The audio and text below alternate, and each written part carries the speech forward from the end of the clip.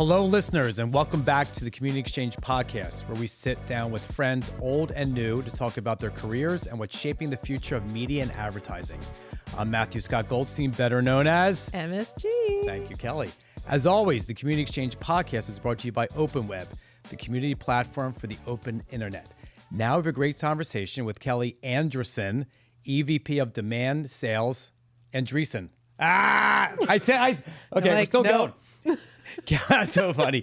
Kelly is a seasoned and versatile sales, marketing, and operations exec who drives revenue growth and business transformation through leadership, expertise, partnerships, and deep experience through digital media and publishing.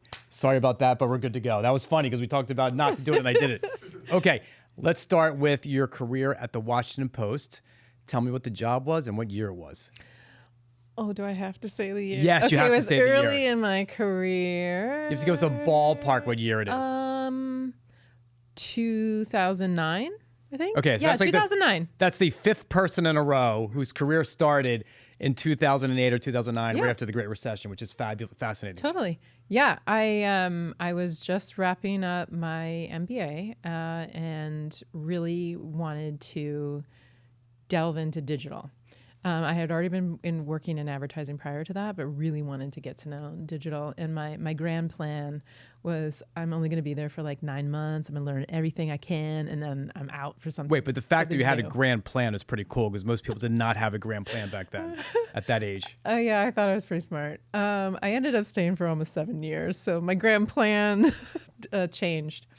I started working in what I think is still the original ad innovations team. It was like the coolest title ever, and now like every company has an ad innovations team.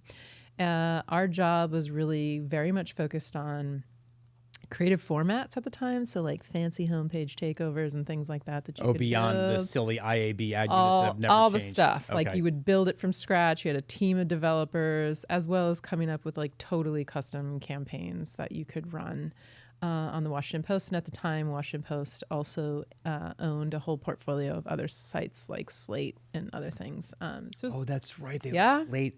It actually Holdings, was. that whole thing, yes. Yeah, I actually worked for Washington Post Digital, which is a separate company from Washington Post for like 3 months, and then it finally merged. It had a separate office.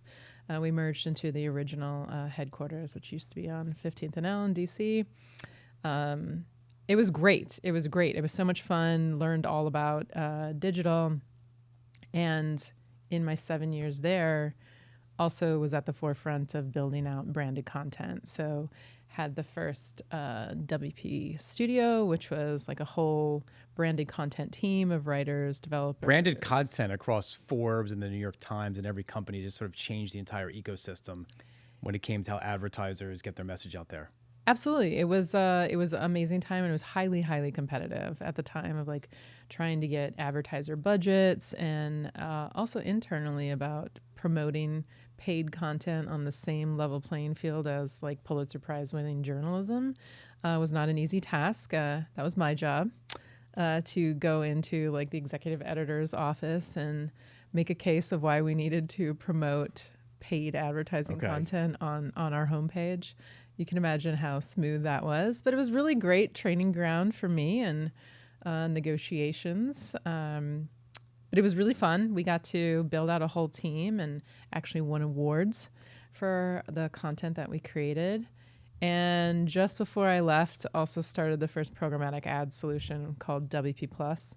This was before the days of streaming. Well, everything's with my buddy Jason Tolstrup. I hired Jason. Oh, I love Jason. Yeah. So I still remember his interview. Yeah. And then when I was leaving, said, "It's in your hands, Jason. You got this." And he crushed it. Okay. And then, so what was your last job at the Washington Post, and where'd you move to? I think my title when I left was Director of Ad Innovations and Head of Studio and Planning.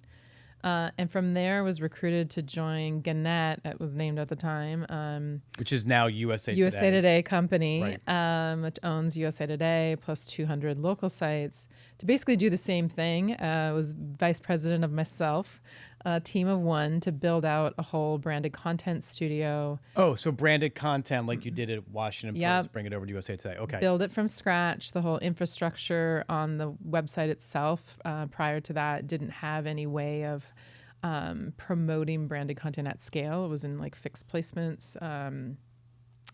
It just wasn't a very scalable model, as well as hiring talent and building that in. And for me, at the time, USA Today network was over 3 times the size of Washington Post. It was just a much because much they have bigger. all those local papers they have. They're the biggest local company in It's the gigantic. United States, Yeah. I believe. Yeah, it is it's the largest local news, and that was always the point too, of like an extra challenge of how do you bring branded content, which can be very, very expensive, to local advertisers, and that was always the case, and we successfully did that, which was really great. Do you have any of your favorite branded content initiatives you worked on and you remember that are just amazing, the advertiser and the concept? Yeah, one of my favorite was actually for a battery company, where we were lucky enough to make enough money that we could hire videographers full time, and we're able to send them all over the world. It's kind of crazy that we did these things, to do original like documentary style video For like Duracell? Yeah. So, and this crazy. one was really about like weather, like hurricane preparedness. And it was really amazing content, to see like real people, like, who's living or on boats and things like this. And you of, dump like, up the how battery you pack and there's prepare. Duracell Yeah. and they're like, It was really, really great. The other campaign that I really liked was around, vitamins, that, like vitamins that you go to any pharmacy and you can see like vitamin C, vitamin D, and all the different types that you can see on the shelf, really telling the origin story of these are like, from real herbs that are grown primarily in like India, and flying a team to India to like film growing of these like natural herbs and how they then turn into like actual vitamins that you can buy all over the US. Really amazing, like really good content and storytelling, that you can tell. but you can't do that with all the brands, right? Oh no! Yeah. Oh god, no! Okay. No, That's the we also problem. have like very scalable solutions, that you could sell as well. And not everybody needs that level of quality and engaging content, right? Sometimes the outcome doesn't need to be that. And how did sophisticated. these advertisers measure success in this branded world? I think on its basics point, it was always like, video views or page Okay. views, like how many people are going to see my amazing content, as well as engagement. That I think was the very beginning of, at least my career in advertising, of transferring beyond just like impressions and into true engagement, and really setting benchmarks of like educating And I could people. see tons of engagement with the Duracell or the battery, Yeah. the vitamins. Some of the other ones, it feels like, I don't know if they're going to get engagement. But it was really early on, and we found that you had to, these are like advertisers, right? They know how to like build a static ad or to build an animated ad and to measure the heck out of it. Teaching them the value and how to tell a story and how to engage an audience was something that we kind of figured out after the fact, like, oh, right, we have to teach them how to do that. And the best way to do that was through things like benchmarks. So really scaling that business and being able to have benchmarks, like, what does good look like? Sometimes good is 100 video views if they're the right 100 video views, Right, and right. they're a complete video view, and if they shared it and things like that. So helping people understand that and looking at it as a whole, like, your branded content campaign should not be the entirety of your marketing budget. It should be a part of it, and really a very consultative sell, very different from programmatic digital display. So is the branded side always the most interesting of what you did? But you were doing other traditional sales too, right? Oh yeah, I mean, by the time I ended at Gannett, I think I joked I oversaw everything but sales, and then ended up overseeing sales too, of research or CRM, like pre-sale, post-sale, ad operations, revenue operations, like the whole thing. Like I oversaw over that, which was fun.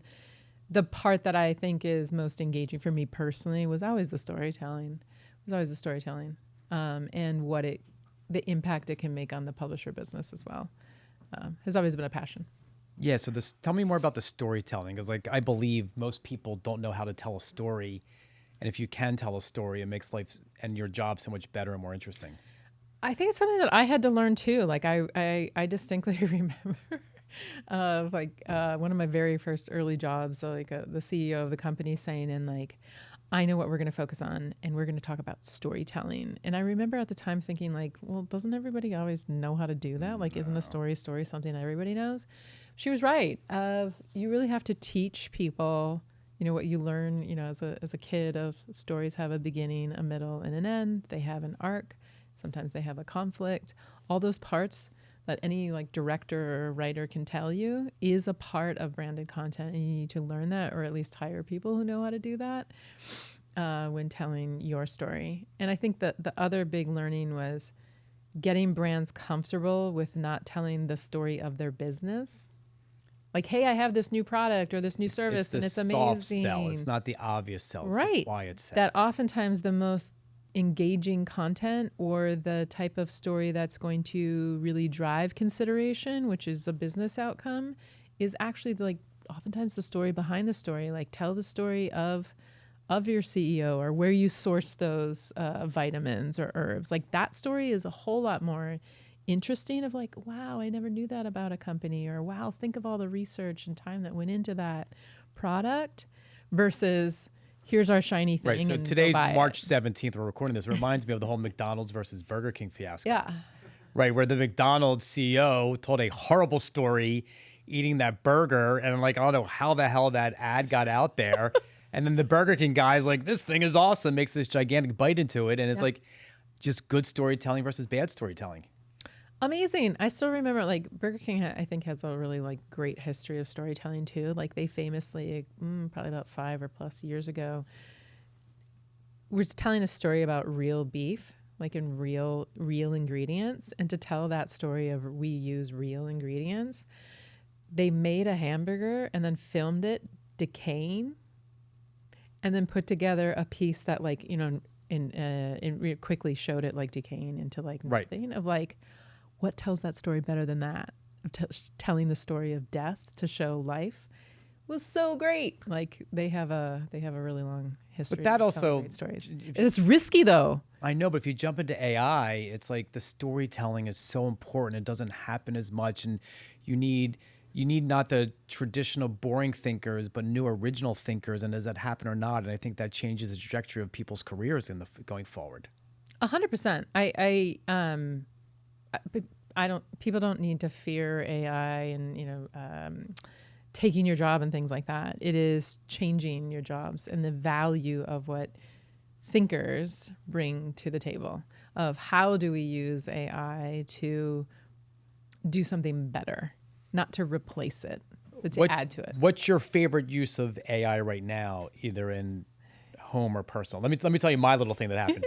So for me, I use Gemini, Claude, and Chat. Gemini is only for personal stuff. That's all I use it for. It knows my personal life, knows nothing about work. I use Claude and Chat for work.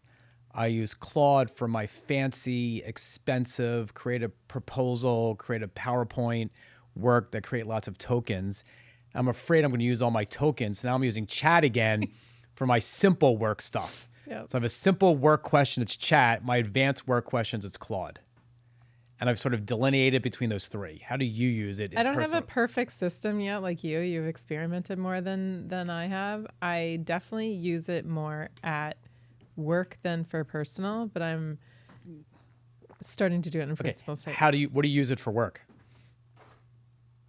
Perfecting like tone of email. So I write a lot of emails and know what I want to say, but it used to take a really long time and lots of drafts to make sure I'm getting the exact right tone, because especially if it's like tough news, like you don't want to say it too harsh or too soft. Like, you really want to be clear. So helping with the nailing the tone of email, as well as like PowerPoint, it's so much better than it used to be, of like creating slides. Like, I have made thousands of slides in my career. That's how I first started. We all started making slides. All the tricks of, making a beautiful slide. And it's like so much better now. So I'm working on this blog post, and I wrote an initial draft, and then 2 other people came in and started making edits. And I'm like, I don't know if I love the edits they made. So I took the blog post and I put it into chat and Claude. I said, is this the MSG tone? Oh, And it said no. amazing. It said the beginning was, the end was, some of the middle stuff doesn't feel like you. It feels like too much corporate jargon and everything else. And I'm like, you know something? You're absolutely correct. And I riffed on that to make other recommendations, and it changed the entire way it came out. And the end version, I put it again, is this me? Like, that is 95% you. That is perfect. And what I did is, it didn't remember all my stuff. I'm like, here's all my blog posts I've done on LinkedIn, because I try to do 2 or 3 a day. Yep. Here's my tone. How does this look? And it was so good. I love it. I love it. I'm not there yet, but I'm aspire to get there. Okay. So here's what I would like to do today. Yeah. I did some homework using chat. I did not use Claude. About 11 shifts facing the future of advertising for digital publishers. Yeah. From an advertising perspective. And I want to go over those and get your take. Okay. I'm starting with number 2 because number 1's a tough one. We'll start with number 2. In real life, relationships become more important than ever in the world of AI. I think that's already starting now.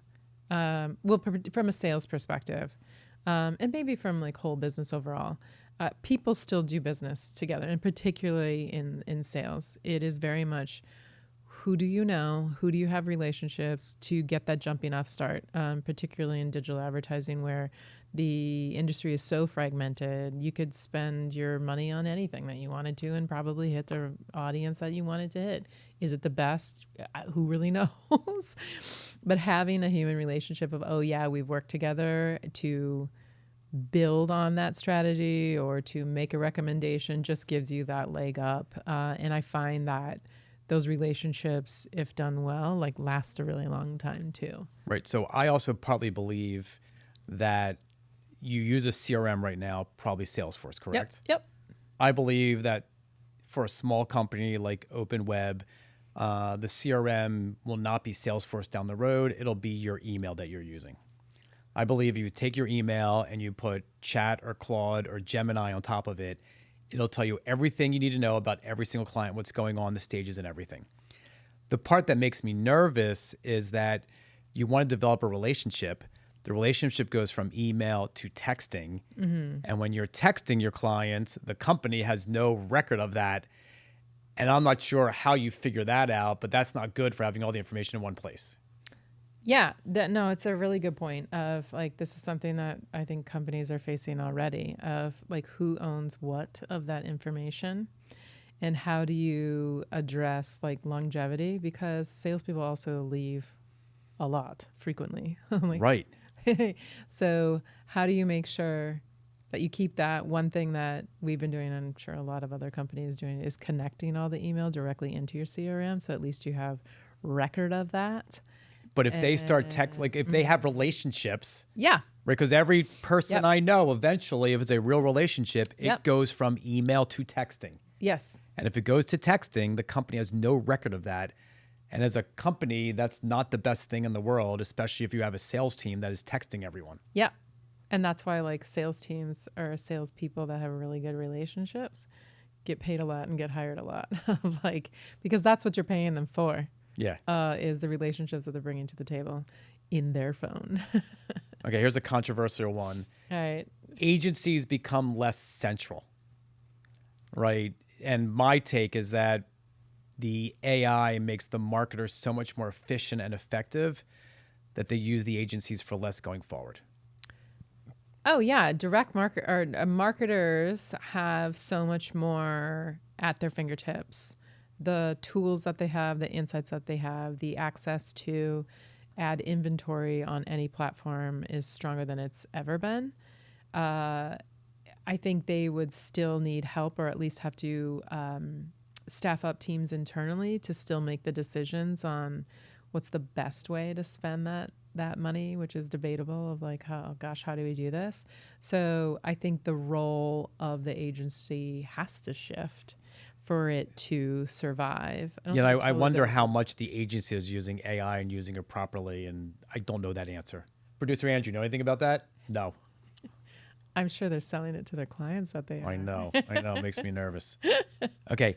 Outcomes become the core metric for advertisers as opposed to impressions and CPMs. And honestly, I think that's a really great thing. That's where this, like, the industry should have always been anyway. I mean, a lot of that shifted, well, because you can measure almost everything, you can then say that's what success is. So I think that's a really great shift to get back to outcomes of, is this actually growing our business versus how much scale of impressions I got for the dollar that I spent. So going back to Duracell or the vitamin company, did they look at outcomes back then? Like, was I moving batteries off the shelf and people were buying vitamins? Oh yeah. It wasn't like a one-to-one, like, oh, we had this many video views and therefore we sold this many batteries. It wasn't that, but that absolutely was a part of the success metrics of, is this actually changing behavior? Do we see an increase in consideration? Do we have more foot traffic in the store? Like, all of those things,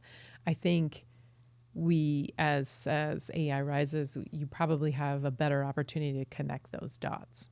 Whereas before it was just a conversation. I can't exactly say that those videos helped, but the fact that you did see more sales, I'm going to take that win. Okay. The RFP process becomes automated. Like, I don't understand how. I remember seeing an RFP back in the day, and it felt like this is the same RFP they just did save as from like a generation ago. And it's like, well, I get they it. make no sense. Well, they take a long time to produce, like, from scratch, and like, I get it. You know, agencies need to cut costs too. So I get why you would have like the ubiquitous RFP. We're already seeing that now. There are tools where you literally can just like drag and drop an RFP into an AI tool. It'll analyze it in seconds and will spit out, here's what you should basically pitch back to the client.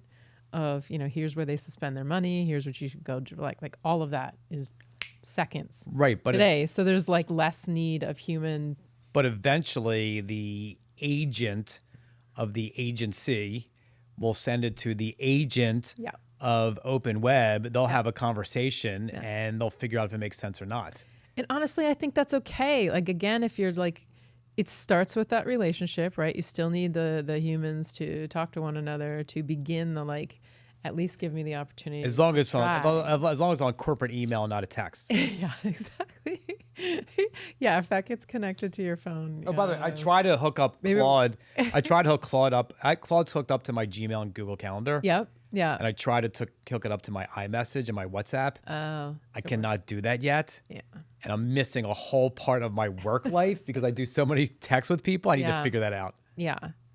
That'll be really interesting. Yeah. Okay. And it'll happen. Everything's going to happen by the end of this year. Everything's going to happen. This is the year. This is the year. Buying the open internet becomes more attractive than ever. I like that one, and I think it's true because of the transparency of really knowing what you're buying, and being attached to engaged audiences versus so much of the investment today in advertising goes to walled gardens, and advertisers really don't know what they're getting. Like, sometimes you can't even buy the audiences that you think you want to buy. The system will tell you what you should buy, and there's really no recourse to make your case. That doesn't seem right. Yeah, I was having a conversation with people about like getting an agent going, have an agent build something for you, and giving it $1,000, and then have it spend the $1,000 to try to bring you in the revenue you need to offset the $1,000. And the agent is just going to buy Facebook or TikTok or Instagram Reels, and I think you're going to see so much extra crap on those services, and I think the CPMs are going to get so much higher. Of course, and like, how do you break through, and how do you? That's a really tough part. Whereas I do think there's a lot of opportunity on open internet to take some of that share for its transparency. And I think using Claude Code, you can make so much more content now with your apps. But without distribution and marketing, it means nothing. And they're going to have to find a way, and it's going to go to Facebook, number one, I guess Google maybe number two, and it's going to be so much stuff there. It's going to drive us all crazy. And that gets me concerned with all the marketing, advertising, content slop. Yeah. So then do you think that audiences will then retreat from those platforms because they don't find the value anymore? It's too overrun. It's too heavy Well, on I would advertising assume and marketing. Facebook, which has the best AI when it comes to advertising, and Google in the world, Yeah. I think they'll realize that some of the ads that are made for such inferior products that either the CPMs will be so high or they won't show it so much or they won't get the return and they're going to go away because it's not a good quality content ad that's not going to make that experience better for the user. So performance drops, and so therefore they have to make a change. Or even the quality of the ad. Yeah. Like if I give a bot $1,000, Yeah. it's going to spend $10 making an ad. Yeah. I think you'll be able to tell that it sucks. So it's not. So I think it's going to be this. It'll try. Facebook will have a great quarter in Q3 or Q4. Then they realize This people is are. not working. It's hurting the overall service, and it goes from there. Yeah. All right. All right. But I do believe, though, that the open internet, as Google Zero happens and there's fewer flybys, the people coming to the websites are the ones who are more engaged, more likely to have conversations in community, and it becomes a more vibrant place for the smaller amount of users on those websites. I hope this is our future. I think there is a growing desire for quality, and I don't think publishers or others have quite answered that question quite yet. There's a lot of experimentation happening there. What does that mean?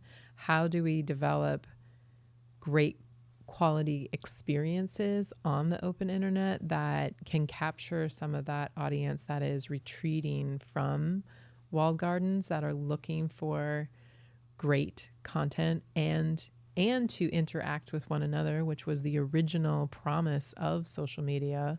This is a place for people to connect, where that we know that's not true today. In fact, it can be quite the opposite. It can be damaging.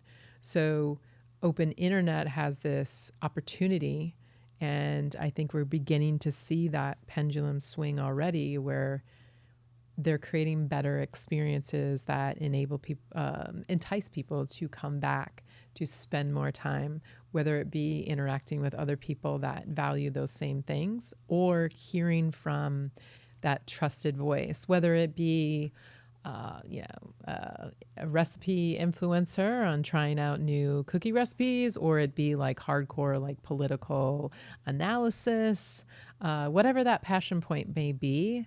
There is a community out there, and a publisher out there, or a content creator out there that has the opportunity to build that audience. And I would hope publishers can get their engineering act together, use the tools out there, and start building products inside their existing platforms and just make them so much more robust, so much better. If you had the idea, you couldn't do it before, it was going to take 6 months and $1 million, you can do it now in a weekend.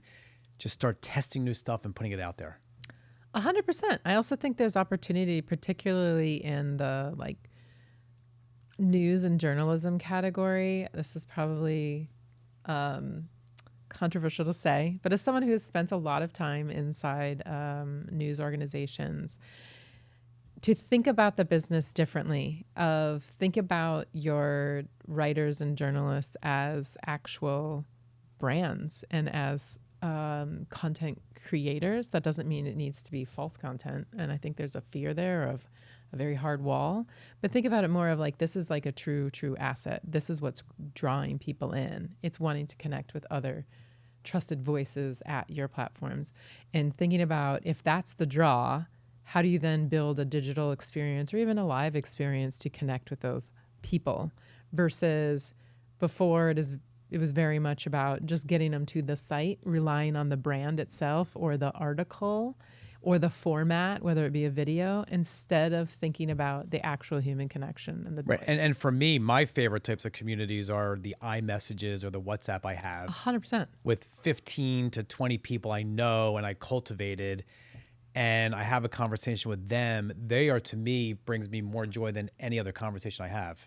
Yes. 100%. And you have like that control, and you can do that. How do we replicate something like that with at a bigger scale, if we wanted, on a bigger scale, with another trusted voice that you may not have in your personal phone contacts. Yeah, and it doesn't have to today. be. And for me, it feels like 15 to 20 is the magic number because I know where everyone is. I can invite people in. Yeah. I have to now kick some people out who are not participating, so it doesn't get too big. There are rules. It's the rules are more in my head. I need to put a little WhatsApp note out there. It's like, here's a new rule. If I don't hear from you in the next month and it's something interesting, I am kicking you out. And I got 10 other people lined up who want to participate in this. And I'm going to charge you $50 a person. And I'm going to side hustle. That's the job I want to do. I want to just manage these little WhatsApp groups and have these conversations. I love it. Okay, that's true community building. Okay. Brand safety becomes automatic. I've thought about this one. There's a part of me that thinks, oh yeah, that makes total sense. AI could do that very easily. I'm hesitant just because of where we see the industry today, particularly with advertisers. We know over and over and over, we already know point proven decades ago about brand safety environments and how we define that are much too blunt. What is a blacklist, a whitelist, all the things. Doesn't work. Advertisers still use it and depend on it. There are whole industries set up to verify whether your content is, and it's because of their reluctance. It is not because of the quality of the tech or the verification of it. It's real and it's good. Advertisers are not changing how they're spending their budget. Yeah, it feels like they need a little more backbone. And like, I am supporting news. That won't change. If my ad appears somewhere, it's okay because I am supporting the news. And that's important to me as a company, and that's my philosophy. So even if brand safety becomes automatic, and that would be amazing, like I don't think we're that far away right now, will advertisers then change the way that they're spending their budgets? And I don't know if AI is going to influence Maybe that. the ones who bring it in-house are more likely to do it because it's simpler and they could figure it out. They're the enlightened. Yeah. Creative becomes fully dynamic. This has like been the dream for so long, right? Of how do you get like the right message at the right time to the right person? That's very exciting to see that. And then to be able to test them, like, does it actually work? Does it actually drive higher performance? Because sometimes, not click through but performance. Yeah, will it? I don't know. Like logically it makes sense, but so much of like advertising actually is not logical. Sometimes targeting doesn't perform as well as untargeted. We talked about this one a little bit. Attention becomes the key metric, not impressions. This is also like a dream. And we talked about that in an earlier podcast. Yeah, I we can reference did. it now with Mark, right? Yes. But it's so true. Like this is exactly where we should be going. This is a good outcome of, again, getting beyond just what we can measure and really measuring what matters. And does it actually improve performance? We do know that. Yes. An engaged audience, someone who is choosing to come to a place to join a conversation or to consume a piece of content, whatever the motivation may be. If that motivation is there, the advertising, messaging, and marketing around that does perform better. We know that. Yeah. And so can we all move towards that and away from just tonnage and scale? Creators become more critical. So, the publisher has the big distribution as writers leave and they create their own little stuff on the side. It feels like creators become more important. How do they get advertised on? Like, there's a whole change that's happening now. It's feel like it's happening so much. I think that's true. It's very similar to what I was saying earlier. I do think actual content creators, the humans who are creating the content, whether they're doing that on their own or they're doing it with a publisher or a brand or anything behind them, has a lot of power and a lot of opportunity to build community. Right now, there's no like one single solution of how to do that. Like, what is the path to success to build that audience and to then monetize it? But I think that's where the power lies, and that's where the community is really drawing people in too. So thinking about how can we make that process, that infrastructure even better to connect people with the voices that they care about. And my last one, which is a bit controversial, that's why I saved it for last. Okay. Sales teams shrink. Oh yeah, 100%. I don't think that's controversial at all. I mean, as someone who like runs a sales team, I think we're already seeing that. We are seeing that. And that makes sense because, again, if you have a sales team who is very skilled at relationship building or comes into your organization with relationships, You can then have them focus on strategy and working with that client to create new things versus the actual technical implementation, which up until now just takes so much time away from a salesperson actually going out and creating new business or deepening relationship. They're really stuck doing all of the detailed work of getting, all the technical aspects of getting an ad campaign live. That time shrinks, that efficiency shrinks, and that gives them that much more time to really focus on where the relationships that we can build, and then let AI work on the actual details of what a campaign is. And besides a Rolodex, what do you look for in a salesperson you're going to hire? Or is that just the number one thing? Oh, well, no. Well, for relationships, like who do you know is very big. The second is, of course, like how good are you at actually closing a deal, right? I mean, there are people out there that know a lot of people that just don't bring in actual sales. So the actual sale. And then third, and this is a big one for me, people who love it, really love sales. Like and not very many people do, but you can always tell, like those that love it, that really like, and it's usually the human aspect of it. If you really like taking clients out to dinner or taking them to a baseball game or even just a coffee and like really love that, because that often means taking time away from your personal life, right? That's outside the office. I feel like it becomes their life. They mix the two, right? Correct. And if they love it, that generally means they're really, really successful. And a lot of salespeople don't. They will tell you in an interview. It is crazy how many people will tell you straight up about what their priorities are, where they want to spend their time, and then how they apply that to what the job requirements are. So basically, I'm fine going out every night till midnight. I enjoy it, going out with the client, doing this and doing that. Like, it's my pleasure. Sign me up, make it happen.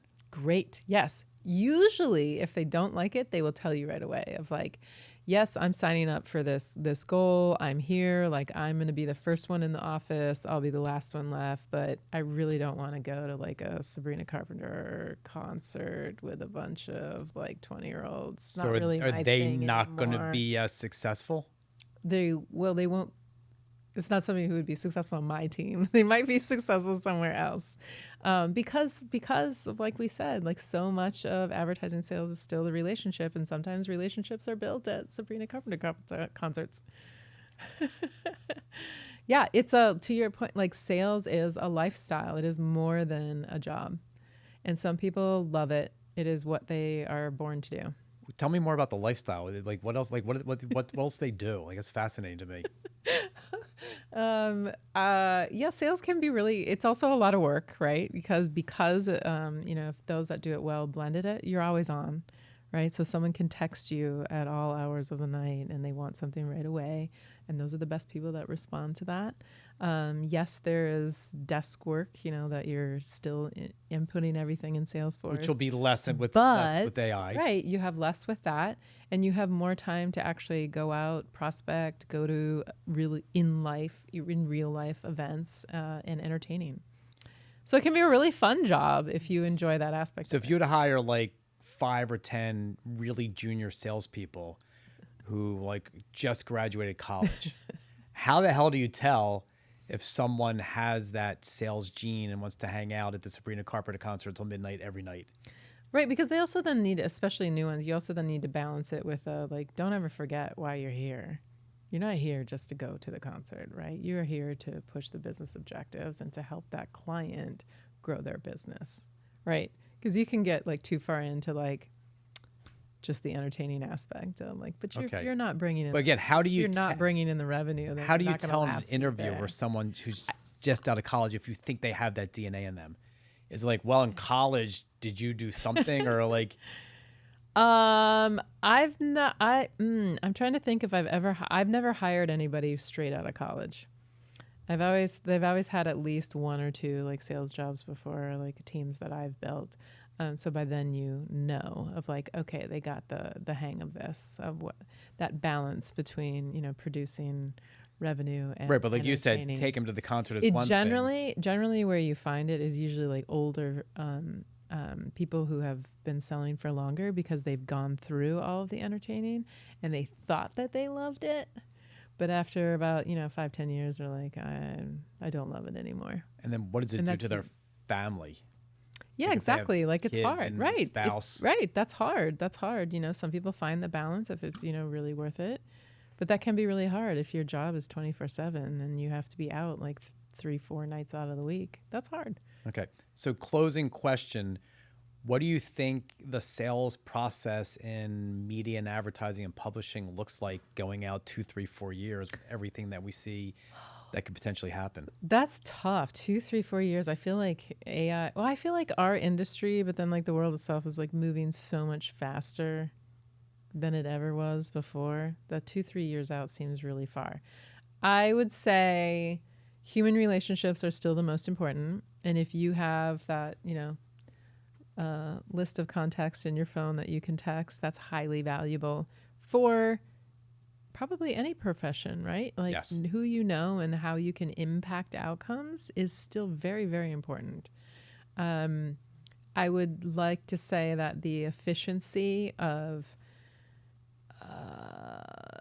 publishers or other entities that have advertising solutions bringing that to market and connecting buyers and sellers becomes even more efficient than it is today, beyond just the scaled operations that you primarily see in programmatic environments today, that can begin to also create efficiency in more like custom solutions too. I'm not saying that they move programmatic, but there's efficiency there. That I would also like to say that there's more diversification in advertising budgets across platforms. What does that mean? Oh, meaning today and for the last 10 years or plus years, the 90% of ad dollars go to four companies. okay. That, as we were discussing earlier, perhaps with the rise of AI and perhaps like where quality goes down and performance goes down, you do see a swing, a more diverse allocation of advertising budgets. Not extreme. Maybe we can move from 90% to like 80. If the outcomes are what they should be, then that can change the conversation. Yeah, exactly. Kelly, producer Andrew, thank you so much. Great conversation. The future of what sales looks like. It's fabulous, fascinating to talk about this. Thank you very much. Awesome. Thank you.